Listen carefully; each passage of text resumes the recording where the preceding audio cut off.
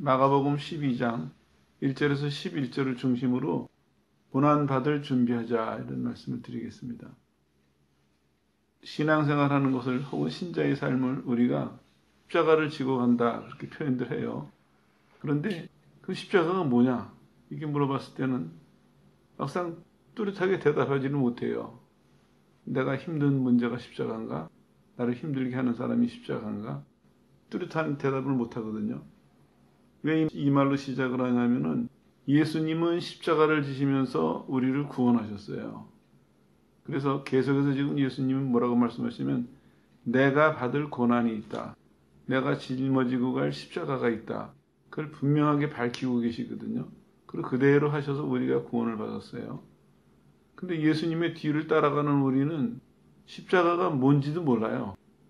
그러니까 지고 가는 사람도 별로 없죠, 실은. 그럼 보세요. 예수님을 본받고 뒤따르는 삶이 우리가 모범인데 정작 지고 가야 될 십자가가 뭔지도 모르고 그러니까 당연히 십자가를 지고 가지도 못하고 그러니까 예수님을 믿고 따른다고는 하지만 예수님하고는 전혀 엉뚱한 다른 삶을 살고 있지 않나 이런 문제를 생각해 볼 필요가 있습니다. 그래서 오늘은 주제를 잡아서 이걸 말씀드리고 있습니다. 계속해서 십자가 얘기를 하고 있는데 예수님께서 이렇게 말씀하셨어요. 내가 받을 고난이 있다 말씀하시고 그리고 받으셨어요. 그리고는 오늘 성경 말씀을 통해서 우리에게 이제는 너희 차례다 이렇게 말씀하시는 거예요.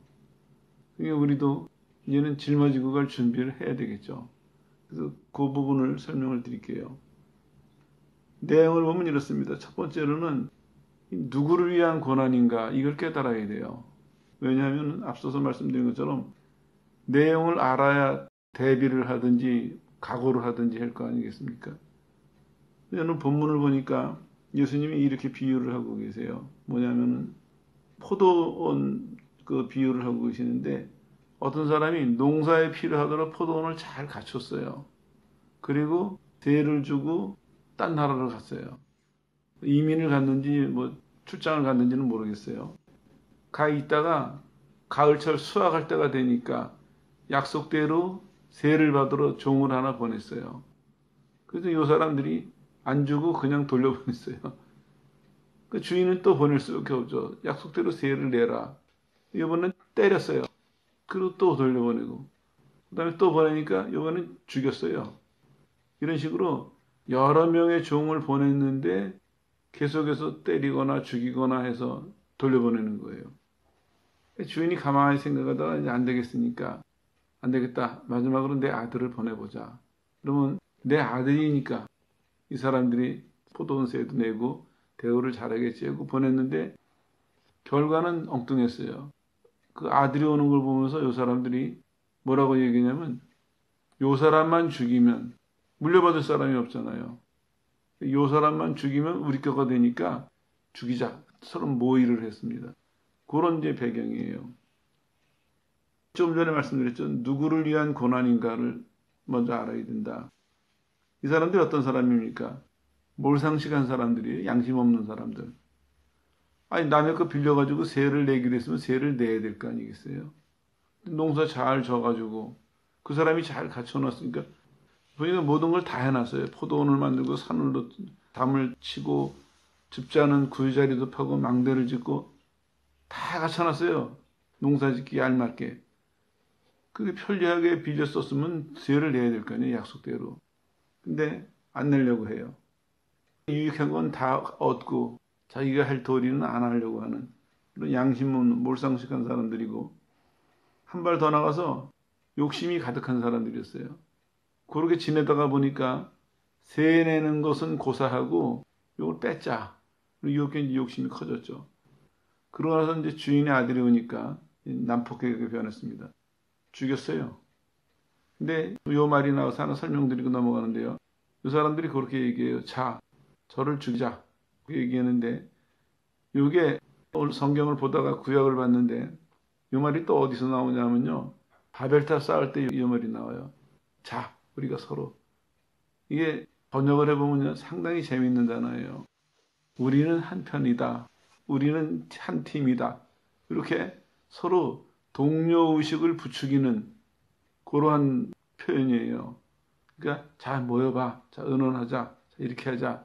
이러면서 이 사람들이 바벨탑을 쌓을 때도 점점 하나가 됐어요. 그러니까 처음에는 하나님 말씀을 어기는 게 조금 부담이 됐겠죠. 안 됐을 리는 없을 거예요. 근데 이 문제가 동료의식이 생기니까 자기네랑 뜻을 같이 하는 사람들이 늘어나니까 하나님에 대한 두려움이 살살살살 없어진 거예요. 그래서 나중에는 자 이렇게 모여가지고는 어디까지 나가냐면 탑을 쌓고 우리 이름을 내고 맨 끝에 하는 말이요. 흩어짐을 면하자. 하나님께서는 노아 홍수 이후에 사방에 흩어져서 하나님 뜻을 펼쳐라 하셨는데 이렇게 이거 똑같아요. 이 사람들도 같은 의미예요. 자 모여봐. 그랬을 때 처음에는 양심에 좀 찔리기도 했을 거예요. 두렵기도 하고. 그랬는데 모여서 자기네 편이 늘어나다 보니까 동지들이 늘어나다 보니까 양심에 찔리는 것도 없어져 버리고 주인이 자기네들에게 보복할 것도 두렵지가 않고 점점 힘이 커져가지고 결국엔 뭡니까? 요 사람 죽이면 물려받을 사람 없으니까 우리 거 된다. 그 죽이는 거거든요. 요런 사람들이에요. 요런 사람들을 위해서 예수님은 어떻게 하셨습니까? 그 사람들이 심판받기 전에 그 사람들을 돌이키려고 예수님은 십자가에서 그들을 위해서 대신 죽으셨어요. 이게 예수님이 받으신 고난이에요. 조금 더 설명을 드릴게요. 예수님은 누구를 위해서 고난받으셨습니까? 하나님께 반역하는 비유의 의미는 아시죠? 포도원 주인이 실제로 누굴 얘기냐면 하나님을 의미하고 있거든요. 나머지 사람들은 포도원 세를 낸 농부들은 이스라엘 사람들을 의미하고 있고 근데 주인에게 반역한 하나님에게 반역하는 그 사람들을 위해서 고난을 받으신 거예요. 좀 더 구체적으로 말씀드릴게요. 그러면서 예수님께서는 계속해서 이렇게 말씀하세요.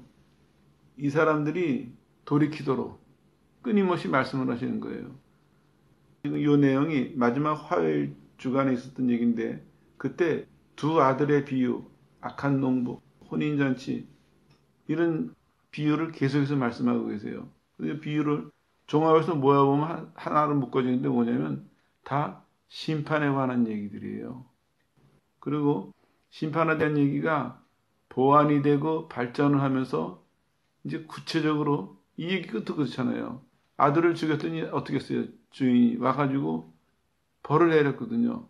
그러니까 예수님 말씀 안 듣고 예수님을 받아들이질 않고 반역을 하려고 하는 하나님께 대항하려고 하는 그들의 악한 계획을 아셨기 때문에 비유를 통해서 끊임없이 돌이키라고 지금 말씀하시는 거거든요.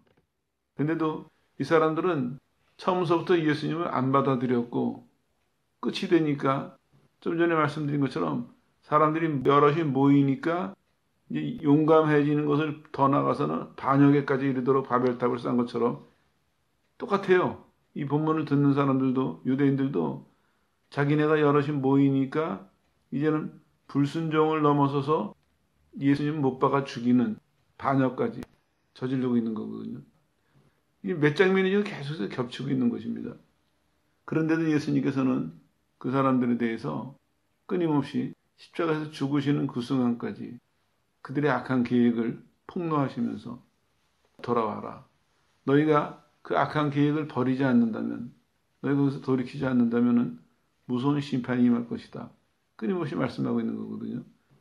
여기서 오해하시지 말아야 될 것이 뭐냐면 이 얘기의 끝은 심판에 대한 얘기지만 예수님의 마음은 어땠을까요?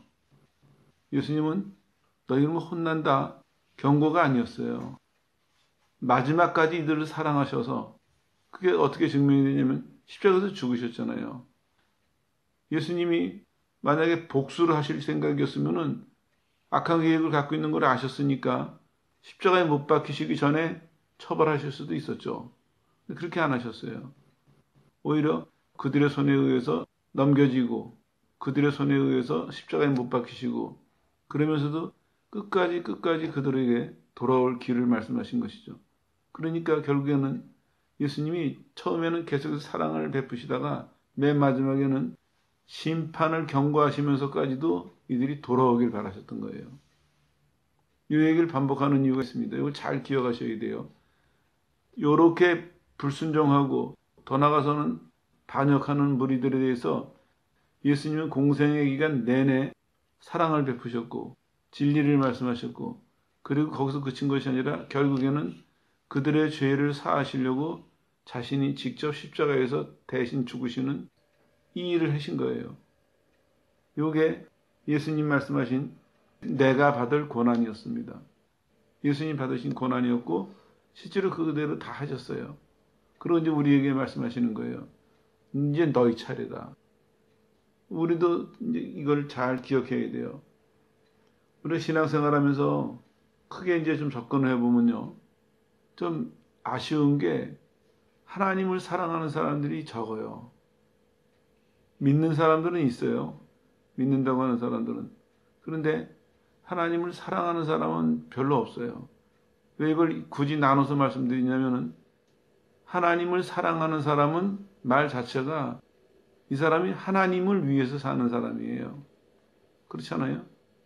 근데 하나님을 믿는 사람들은 좀 검사를 해봐야 돼요.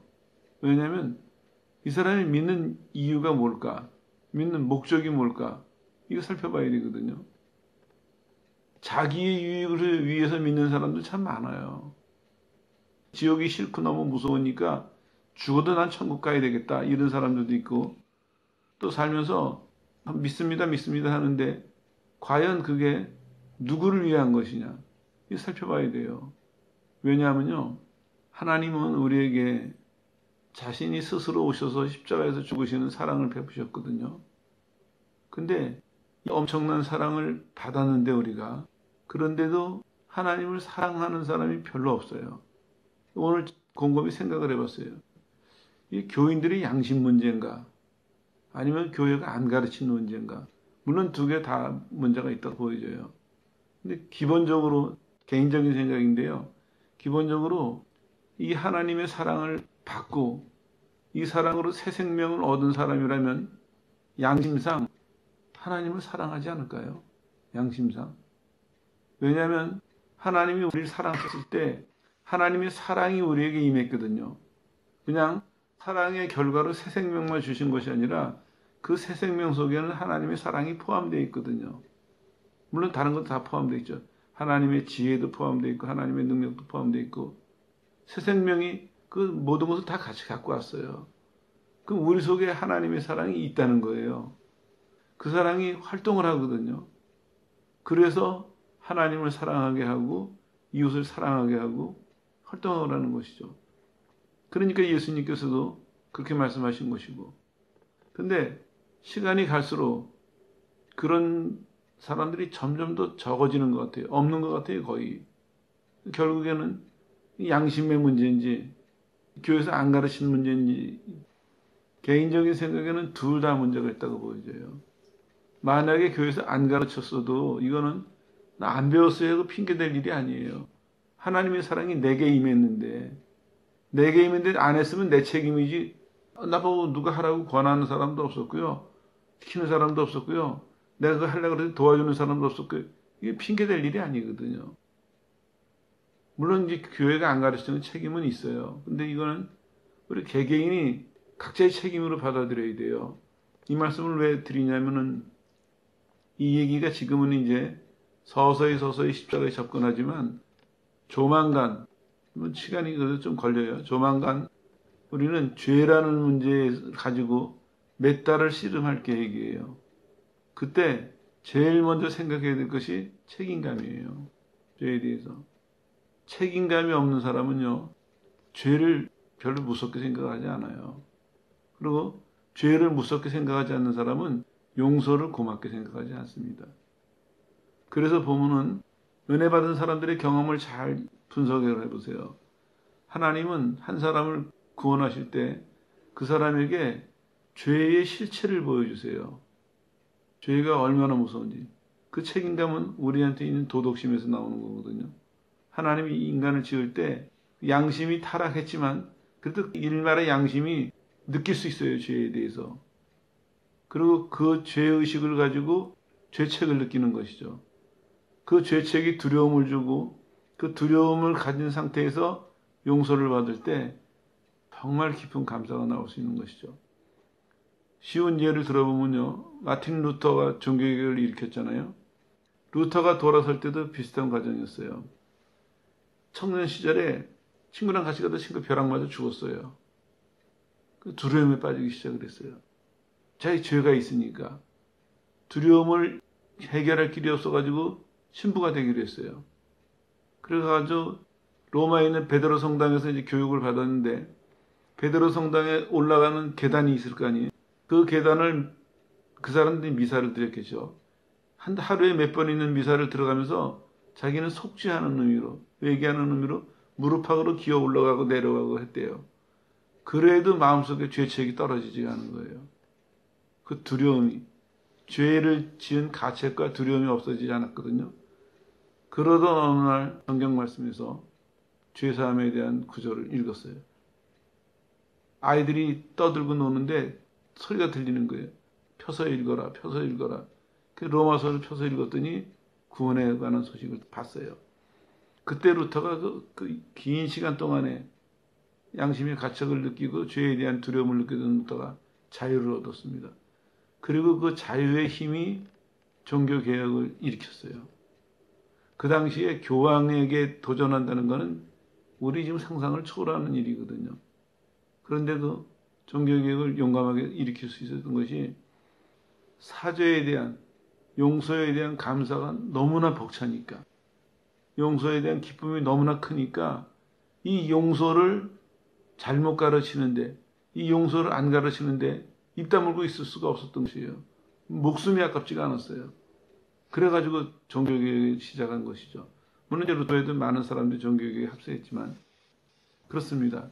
죄를 깨달은 사람이 가책을 느껴요. 그리고 가책을 가진 사람이 용서에 대한 감사를 느끼거든요. 이거를 우리가 먼저 우리 자신에게 적용해야 돼요. 내가 용서받았다, 하나님의 사랑을 받았다는 얘기는요. 하나님의 사랑을 받기 전에 이 전 과정이 있어요. 하나님은 우리에게 사랑을 주실 때 동시에 뭘 먼저 깨닫게 하시냐면 우리의 죄가 무엇인지 깨닫게 하세요. 죄의 결과가 무엇인지를 깨닫게 하세요. 그리고 하나님의 사랑의 눈을 띄워주시거든요. 그러니까 우리는 정말 감사하게, 정말 겸손하게 받아들이는 것이죠. 이렇게 하는 것이 첫 번째고, 두 번째는 뭐냐면요. 내 고난을 지고 가자 말씀드렸죠.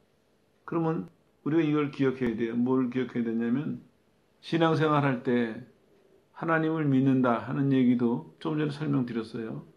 하나님을 사랑하는 거고 또 하나는 봉사한다, 헌신한다 하는 것도 여기에 포함이 돼야 돼요.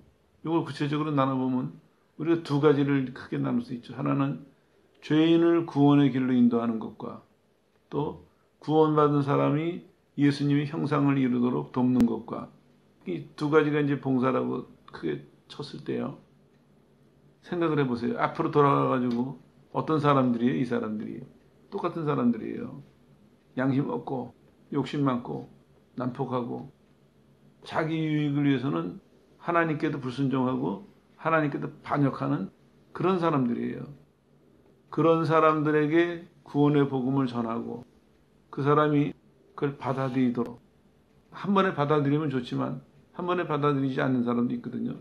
그 사람들이 받아들이도록 기도가 필요할 때는 기도를 하고 권면이 필요할 때는 권면을 하고 또 모를 때는 가르쳐 주기도 하고 내가 그 사람을 구원에 이르도록 했는데 얼마나 많은 수고와 과정이 필요하겠습니까? 또 마찬가지예요. 앞으로도 살펴보겠지만 모세가 하나님의 그렇게 큰 능력을 받고 파견을 받았죠. 애굽에 가서 이스라엘 백성들을 인도해내라. 그런데 모세가 그 광야 내내 보여준 것이 무엇입니까? 이스라엘 백성들이 모세에게 어떻게 했어요? 불순종하고 반역하고 껄핏하면 대항하고 아니 자기들을 하나님의 명령 따라서 자기들을 애굽에서 인도해서 내서 지금 약속의 땅으로 데려가고 있는 그 사람에게 어떻게 했습니까? 끊임없이 그랬거든요. 근데 감당할 수 있었던 것이 뭐냐면은 바로 준비가 됐다는 것이죠. 자기가 자기의 고난을 짊어질 준비를 했습니다. 모세가 하나님께 부름을 받았을 때 하나님의 능력만 본 것이 아닙니다. 하나님 모세를 보내실 때 하나님이 얼마나 사랑하시는지 그 백성을 이걸 보여주셨어요. 그래서 모세가 이 백성을 얼마나 사랑해야 될지 이걸 모세는 깨닫고 간 거예요. 우리 똑같아요. 예수님의 십자가를 계속해서 이쪽에서 저쪽에서 바라보면서 또 서로 얘기하면서 우리가 깨달아야 될 것이 그가 받을 고난이 무엇이었을까? 누구를 위해서 그 고난을 받으셨을까? 그 고난은 어떤 고난인가? 그 고난을 예수님은 어떻게 받아들이셨고 어떻게 반응하셨나? 그리고 예수님이 그렇게 하셨기 때문에 그들에게 돌아간 유익은 우리에게 돌아온 유익은 무엇인가? 이런 면을 살펴봐야 됩니다. 예수님의 십자가가 단순하게 교리로 몇 줄로 설명이 되는 것이 아니라 예수님의 십자가를 이런 모양 저런 모양으로 오늘은 예수님이 받은 고난이라는 주제를 가지고 그런 사람들을 설득하시고 이해시키시고 병들었으면 고쳐주시고 배고프면 먹을 거 주시고 그런 사람들에게 공생의 내내 봉사하시다가 그러고도 결국에는 마지막에 그들을 위해서 십자가에서 죽어주시는 이게 예수님이 받을 고난이었습니다. 우리도 그 길을 따라간다 하는 사람들이 이제 오늘은 요 한 조각을 생각하고 돌아가야 되겠어요. 요 한 조각. 누구를 전도해서 구원시킨다는 얘기나 누구를 양육해서 예수님의 형상을 이룬다는 얘기는 예수님처럼 내가 받을 고난을 받는 사람이 열매를 맺을 수 있다. 이런 얘기입니다. 방법은 똑같습니다. 예수님이 구원하시기 위해서 우리가 하나님의 형상을 회복하게 하기 위해서 그렇게 수고하신 것처럼 우리도 그 수고에 그만큼 참여해야 된다는 얘기입니다. 오늘 이 시간을 계기로 우리가 좀 각오를 새롭게 해야 되겠습니다. 하나님을 사랑한다. 하나님을 섬긴다. 이웃을 사랑한다. 하나님 나라를 확장한다. 어떤 표현이든지 다 좋아요. 하나님 앞에 믿고 섬긴다는 얘기는 단순하게 동의하거나 토의하거나 토론하거나 그런 정도로 끝나서는 안 되는 얘기입니다. 실제로 예수님이 이 땅에 오셨고 그리고 실제로 고난 당하셨어요. 그래서 강조하신 거예요. 내가 받을 고난 이렇게. 다른 사람들이 그를 고난의 길로 이끌었어요. 근데 예수님은 그걸 수동적으로 다 받아들이셨어요. 왜냐? 그 사람들을 구원하시려고. 그 사람들을 하나님 앞에서 바로 세우시려고 수동적으로 받아들이셨어요. 그러면서 당연하게 여기셨어요. 내가 받을 고난이다. 내가 당할 고난이다. 내가 마땅히 수용해야 될 고난이다. 그리고 끝까지 예수님은 못 받고 밑에서 조롱하는 그 무리들의 끝까지 십자가에서 뭐라고 말씀하셨습니까? 저들의 죄를 용서해 주십시오. 끝까지 그러셨습니다.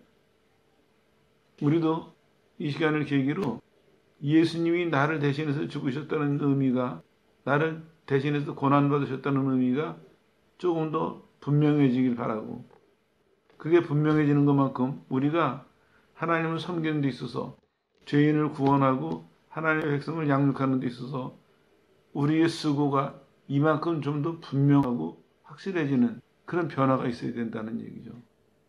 이 시간이 설명을 다 드리지는 못하지만 여러분도 그렇게 생각을 하십시오. 한 시간 앞으로 시간은 많이 있습니다. 십자가에 대해서 이런 면 저런 면을 살펴볼 것입니다. 그럴 때 여러분이 마음속에서 이게 조합을 이루어가세요. 한 조각 한 조각 맞춰가세요. 여러분 나름대로 얼마큼 시간이 지나면은 예수님의 십자가는 이런 의미다. 그리고 그 의미를 받아들인 것만큼 여러분의 은사와 믿음의 분량에 따라서 나도 내 십자가 지고 간다. 그리고 여러분들이 그 십자가를 지고 가면서 여러분이 당해야 될, 여러분이 치루어야 될 그 대가에 대해서 기꺼이, 기쁘게, 마땅히 예수님처럼 당연하게 치르는 그런 성도들이 되셔야 됩니다. 그럴 때 하나님은 우리를 보고 말씀하실 거예요. 너는 나를 닮았다. 수고했다. 충성했다. 이렇게 말씀하실 거예요. 이 고난의 길은요. 이 십자가의 길은 구호나 단순한 동의나 감정만 가지고 따라갈 수 없는 길입니다.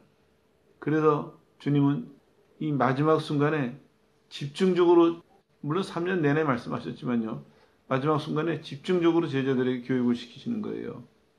분명히 이해해라. 분명히 이해하고 너희가 이 길에 부름을 받았으니까 주님이 바라시기는 이 길을 충실히 따라와서 마지막 날 큰 상을 받는 사람들이 되라. 이렇게 기대하시고 계속 집중적으로 말씀하신 거거든요. 여러분들도 이 기간 동안에 더 관심을 가지고 기도를 하십시오. 그래서 여러분 나름대로 여러분의 분량만큼, 은사만큼 십자가에 대한 이해가 여러분의 이해가 있어야 됩니다. 아쉬운 게 지금까지 기독교 2000년 역사에 얼마나 많은 사람들이 책을 썼겠습니까? 근데 놀랍게도 그 많은 책 중에 십자가에 관한 얘기는 몇 권이 안 돼요. 거의 없습니다. 결국에 뭡니까? 우리가 알맹이를 놓치고 있다는 얘기예요. 알맹이를 놓치니까 우리가 결국에 뭐 합니까? 세상에 맘 뺏기는 거예요. 그러니까 믿는다고 하면서도 왜 믿느냐? 결국엔 내 이익이 결부돼 있거든요. 내 이익이. 하나님 보시기 온전한 것이 아니죠. 믿는다는 것은요, 주를 사랑한다는 얘기입니다. 주님이 사랑해서 자신을 주신 것처럼 우리도 주를 사랑해서 우리 자신을 드리는 거예요. 그건 없어요. 그 외에는요. 그게 끝이에요. 근데 우리는 꼭 내가 껴야 돼요. 하나님 내가 충성하고요. 나 드리는 거 다 좋아요. 헌금도 드리고요. 시간도 드리고 힘도 다 드리는 거 좋은데 근데 나 뭐 해주세요. 이건 아직 주님 사랑하는 것을 못 배운 사람입니다. 정말 사랑한다면 주님처럼 조건 없어야 됩니다. 무조건적인 사랑이었거든요. 심지어는 반항하는 사람들에게, 안 받아들이는 사람들에게까지도 무조건적인 사랑을 베푸셨거든요. 그 사랑이 결국엔 시간이 지나면서 그 사람들을 돌이켰죠. 우리 똑같습니다. 하나님에 대한 사랑이나 우리 이웃에 대한 사랑이나 신자로서의 삶에 있어서 사랑하면서 산다. 십자가를 지고 간다는 얘기는 주님처럼 조건 없어야 됩니다. 조건 없어야 됩니다. 그들을 위해서, 하나님의 영광을 위해서, 그들의 구원을 위해서, 그들의 양육을 위해서 나한테는 조건이 없어야 됩니다. 조건이 있다면 상대방에도 조건이 있어야 되겠죠. 저들의 유익을 위해서. 그러기 위해서는 오늘 주님이 말씀하신 거 꼭 기억하십시오. 내가 받을 고난이 있다. 그리고 몸소 그 고난을 다 짊어지신 것을 보여주셨어요. 그리고 우리에게 남겨놓으셨어요. 이제는 너희 차례다. 제자들에게도 지금 같은 말씀하시는 거예요. 계속해서 설명하시면서 처음에는 자신의 고난을 충분히 이해시켜 주시고 그리고 거기서 예수님이 남겨놓으신 것이 있어요. 이제는 너희 차례다. 또 우리 여기도 해당되니까 여러분도 앞서서 말씀드린 것처럼 이제는 고난받을 준비를 하십시오. 이게 복된 길입니다. 이게 영광된 길입니다. 하나님의 자녀가 됐는데 남들은 다 고난받는 길에서 주님 섬기고 충성하다가 천국 앞에서 만나는데 나만 편안하게 하나님의 크신 사랑과 크신 능력을 의지해서 나만 아무 일 없고 편안하고 남보다 더 행복하고 남보다 더 복되고 그건 잘못 이해한 것입니다. 오히려 정말 주님의 사랑을 이해했다면 정말 주님의 십자가를 이해했다면 내 몫이 있구나 하고 자기 몫을 조용히 찾아서 그 시간 이후로 주님 앞에 설 때까지 자기 몫을 묵묵히 지고 가는 그런 사람이 십자가를 바르게 이해한 사람이고 십자가를 지고 가는 사람입니다. 물론 여러분에게 부담되는 부분도 있을 거예요. 그렇지만 두려워하지 마세요. 하나님의 사랑이 우리를 넉넉히 이기게 합니다. 넉넉히.